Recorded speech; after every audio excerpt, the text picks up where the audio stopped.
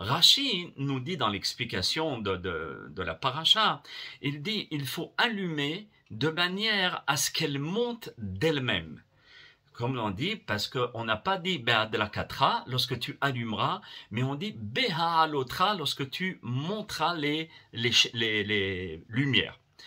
On peut expliquer de manière allusive que la Torah ordonne aux Rav et aux Rabbanim d'enseigner à ses élèves la Torah, mais aussi cette lumière. Vous allez me dire, mais c'est la même chose. Il y a une petite différence.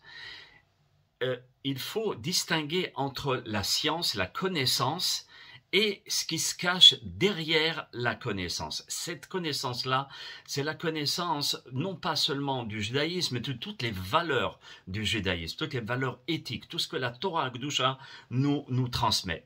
Le maître devra plutôt œuvrer de tout son possible, de son mieux, pour leur transmettre cette lumière qui sont les valeurs, la joie. Quelqu'un qui va enseigner la Torah avec une tête, le pauvre, on dirait qu'il sort du cimetière, ou bien une tête de, comme on dit en yiddish, de mcheneuf, le pauvre, il peut pas aller loin.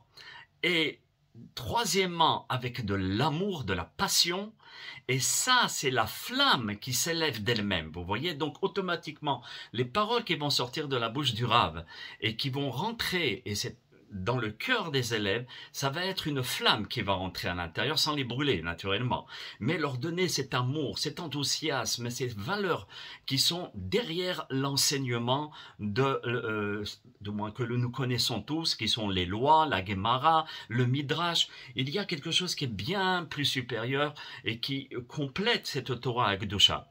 Et c'est le sens du verset, afin que la flamme s'élève d'elle-même. Ça veut dire que chacun d'entre nous, lorsqu'on va faire attention à cet aspect des valeurs éthiques, du moussard, d'essayer d'étudier aussi le moussard, automatiquement, on va s'élever.